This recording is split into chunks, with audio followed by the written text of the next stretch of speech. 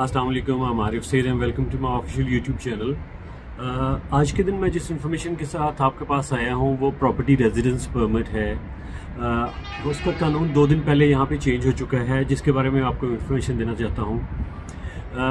As you all know कि हमारे पास different rules आते रहे हैं इस प्रॉपर्टी रेजिडेंस परमिट के हवाले से, लेकिन अभी इसमें लेटेस्ट चेंज आई है। मैं इसमें आपको इस चेंज के बारे में बताऊँगा और इससे पहले जो कानून था उसके बारे में बताऊंगा, वो कानून कब इम्प्लीमेंट हुआ था उसके बारे में बताऊंगा, और उससे पहले क्या कानून था उसके बारे में बताऊंगा। सो आप इस वीडियो को आखिर तक देखें, और इस वीडियो के आखिर में मैं आपको बताऊंगा कि इस सिचुएशन का हमारे पास हल क्या है, या हम इस सिचुएशन से कैसे अवॉइड कर सकते हैं, या हम इससे बेटर सिचुएशन में कैसे जा सकते हैं। प्रॉपर्टी रेजिडेंस परमिट की बात करते हैं। अगर आप टर्की में प्रॉपर्टी रेजिडेंस परमिट हासिल करना चाहते हैं जो प्रॉपर्टी की बेस पे होता है, तो उसके लिए पहले जो हमारे पास यहाँ पे कानून था उसके मुताबिक ये सूरत हाल थी कि हमें किसी भी वैल्यू की प्रॉपर्टी बाय करना पड़ती थी। लाइक हम यहाँ पे प्रॉपर्टी बाय कर सकते थे लाइक $10,000 की, $20,000 की, $30,000 की। उस प्रॉपर्टी के तहत हम टर्की का रेजिडेंस परमिट ले सकते थे। ये कानून 26/4/2022 से पहले तक ये कानून यहाँ पे लागू था, तो उसकी बेस पे हमें प्रॉपर्टी रेजिडेंस परमिट जो है ना वो मिल जाता था। उसके बाद फिर 26/4/2022 के बाद इन्होंने एक नया कानून निकाला।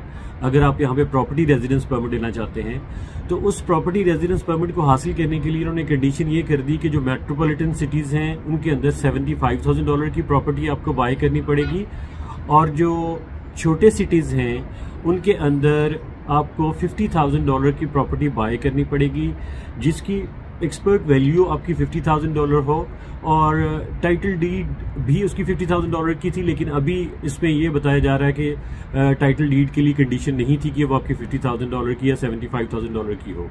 लेकिन राइट नाउ 16 अक्टूबर 2023 से ऑनवर्ड जिन लोगों ने प्रॉपर्टी बाय करनी है उनके लिए नया कानून आ चुका है। उस कानून के तहत आपको $200,000 की प्रॉपर्टी यहाँ पे बाय करनी पड़ेगी if you want to get a residence permit.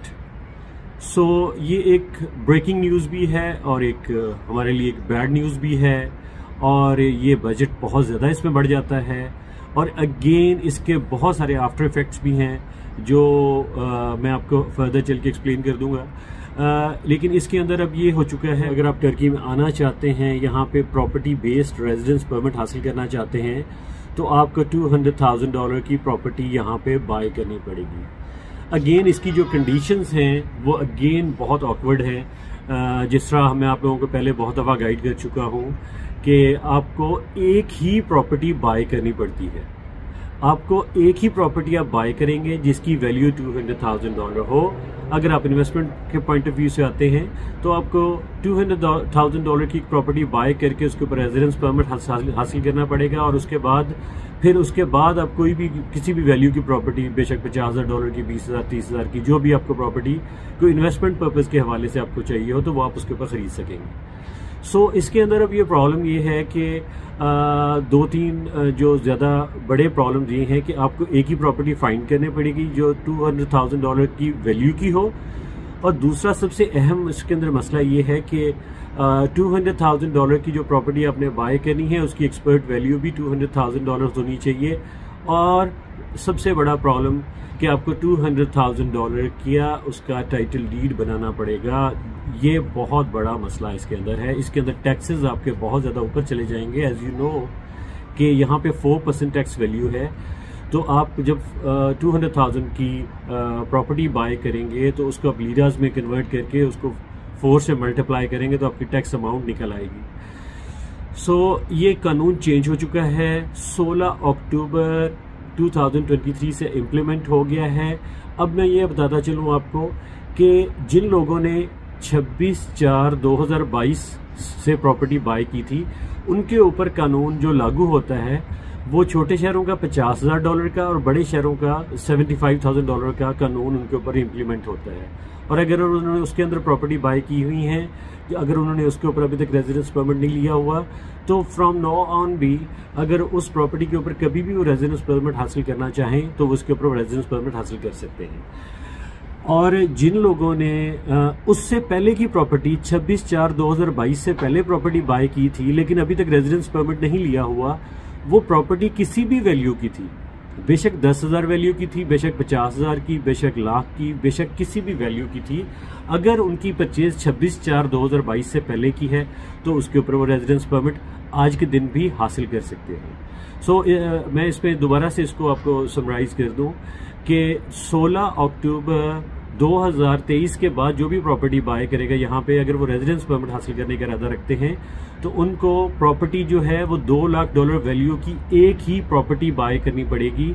उसी की आपको एक्सपर्ट वैल्यू पूरी करनी पड़ेगी, उसी की आपको वो पूरी करनी पड़ेगी। इससे पहले 26/4/2022 से लेके 16 अक्टूबर तक के दरमियान जिन लोगों ने प्रॉपर्टी बाय की है वो $75,000 कैटेगरी के अंदर फॉल करेंगे और 50,000 कैटेगरी के अंदर फॉल करेंगे।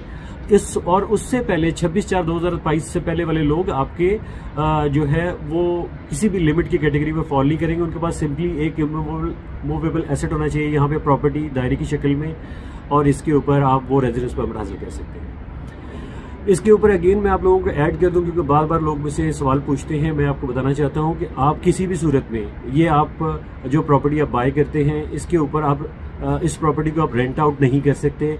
अगर कुछ लोग इस ख्याल से प्रॉपर्टी बाय करते हैं कि हम प्रॉपर्टी बाय कर लेते हैं और इसको रेंट आउट करके हम खुद किसी दूसरी प्रॉपर्टी में शिफ्ट हो जाएंगे, या जिस टाइम में हम टर्की के अंदर नहीं रह रहे तो हम किसी दूसरी इस प्रॉपर्टी को रेंट आउट कर लेंगे, तो इस प्रॉपर्टी को आप रेंट आउट नहीं कर सकते। जस्ट कीप इन माइंड, अगर आप रेंट आउट करेंगे उसकी बेस के ऊपर आपका नुफुस कैंसिल हो जाएगा और नुफुस कैंसिल होने के बाद आपका TRC भी कैंसिल हो जाएगा। सो इस बात को अपने ज़हन में रखें।